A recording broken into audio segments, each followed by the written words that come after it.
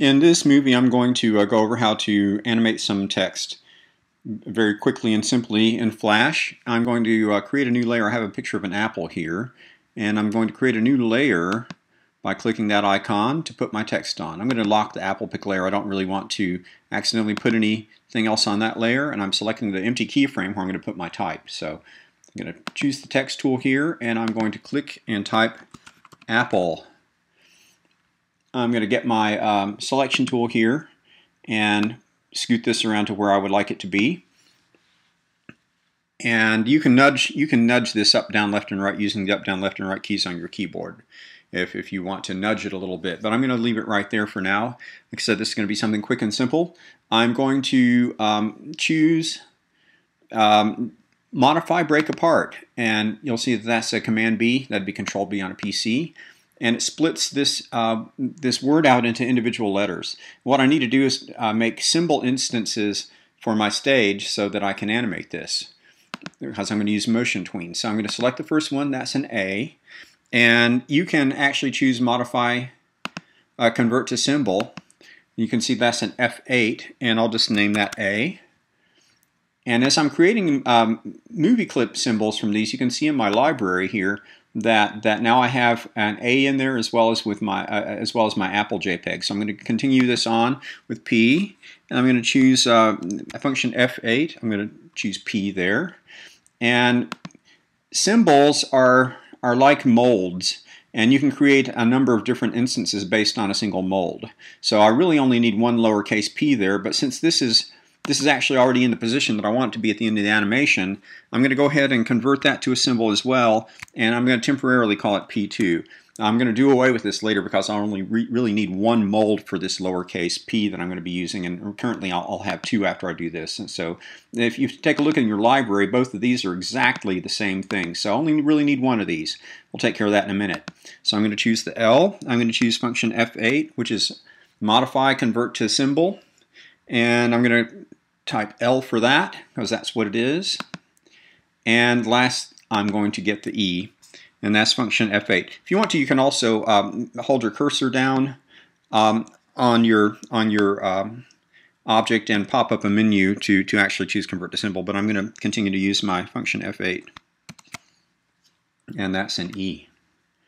I'm going to click OK there.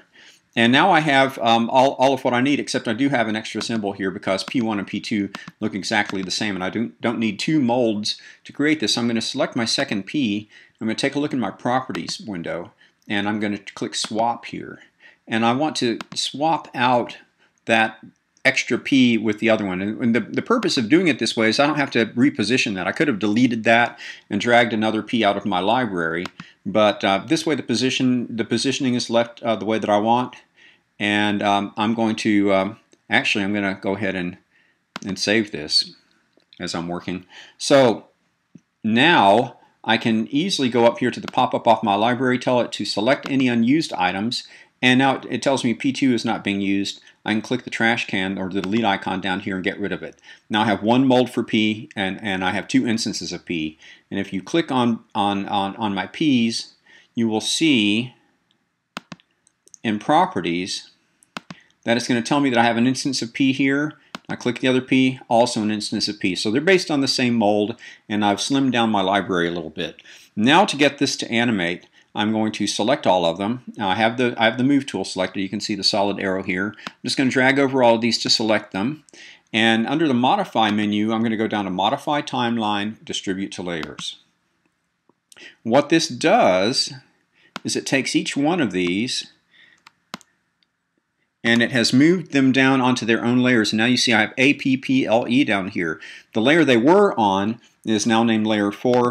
I'm going to use that for my actions later. I'm going to want to stop the movie at the end, and so I just named that actions. We'll deal with that in a minute.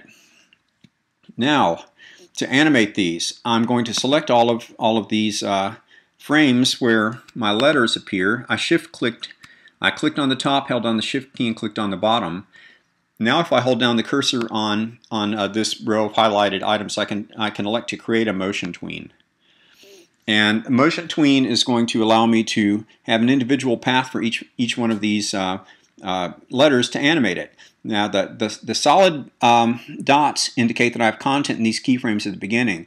And where I really want this to come together and say Apple is at the end. So while these keyframes are selected, I'm going to hold the cursor over and grab that row of keyframes and drag it over to the end here. And now I have motion keyframes here at the end.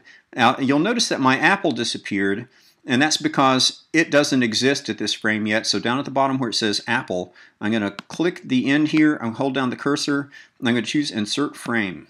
Now my Apple lasts the same amount of time, 24 frames, as my letters do. Back in the beginning, I'm going to move the playhead back to the beginning. And now I can actually move these letters off individually anywhere that I would like to create my animation. I'm going to create a very simple animation here just by dragging these off of my stage so that they're not visible. And now when my movie plays, you will see now that these actually come up into place at the end and stay put. Well, actually they would loop around if I didn't do something to stop the movie. And so if I test my movie at this point in time, Command return, and that'd be Control return, you can see it's going to loop.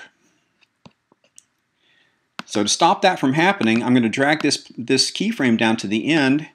And if you want to, you can actually use code snippets to stop it rather than type.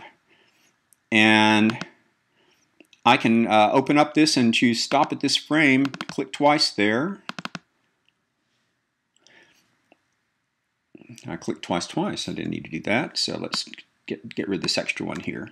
And now I have on my timeline in this frame, now I have that code, which tells me that my movie will stop at this frame. Use STOP, open and close parentheses, and a semicolon to end the statement. And now when I test it, the letters animate and they stop at the end. And it's as simple as that to animate text.